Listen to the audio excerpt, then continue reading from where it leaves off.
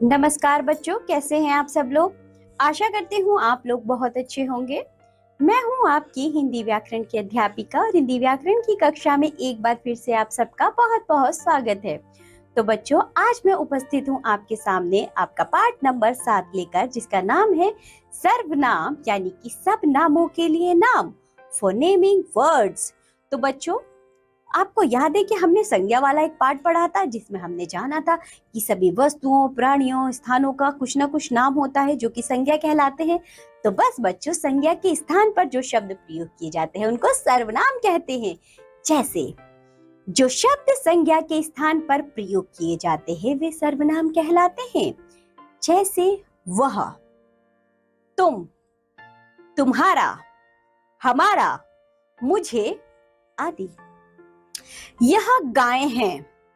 तो बच्चों, मैंने कहा यह गाय है। गाय मीठा दूध देती है। यह गाय है, यह मीठा दूध देती है। तो बच्चों, गाय के स्थान पर जो यह शब्द का प्रयोग किया गया है, इसको कहते हैं बच्चों सर्वनाम। आगे देखिए, मैं प्रिया हूं। प्रिया को टॉफी पसंद है। मैं प्रिया हूं, मुझे टॉफी पसंद है। तो बच्चों, यानी कि प्रिया यानी नाम के स्थान पर जो मुझे प्रयोग किया गया है शब्द, उसको बच्चों सर्वनाम कहा जाएगा।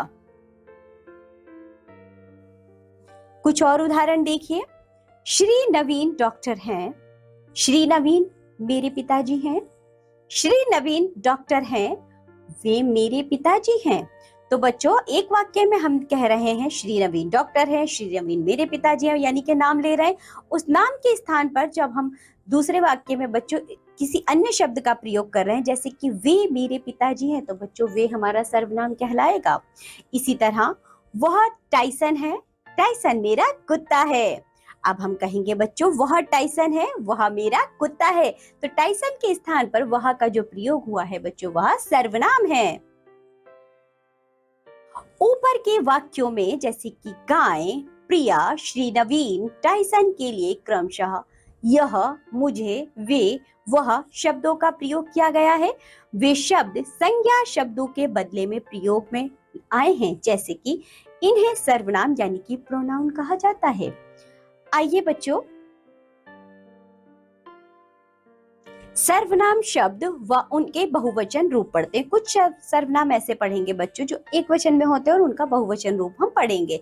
जैसे कि मैं का होगा हम, तू यानी कि तुम, वह, वे, यह, ये, उसे, उन्हें, इसे, इन्हें, किसे, किनको।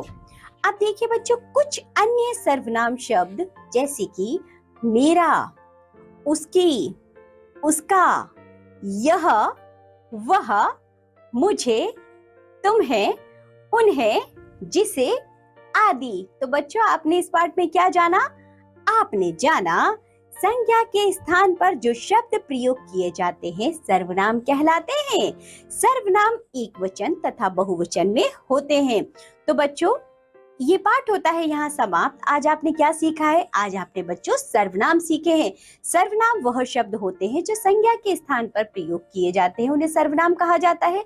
तो बच्चों, इस वीडियो को आप दोबारा अच्छे से देखिए और सर्वनामों को याद करिए। और बच्चों, जब आप बोलते हैं ना, तो देखिए कि आप अपने लिए कौन से सर्वनामों का प्रयोग करते हैं। साथ ही साथ बच्चों, जब आप सामने वाले के लिए नाम न लेकर उसके लिए जिस शब्द का प्रयोग करते हैं, तो उसके लिए कौन से सर्वनामों का प्रयोग करते हैं। और बच्चे, इस तरह आप सर्वनाम सीख जाएंगे। इस वीडियो को दोबारा देखिए, इस पाठ को अच्छे से पढ़िए। अब हम मिलेंगे आपसे अगली कक्षा में। तब तक के लिए बाय बच्चों।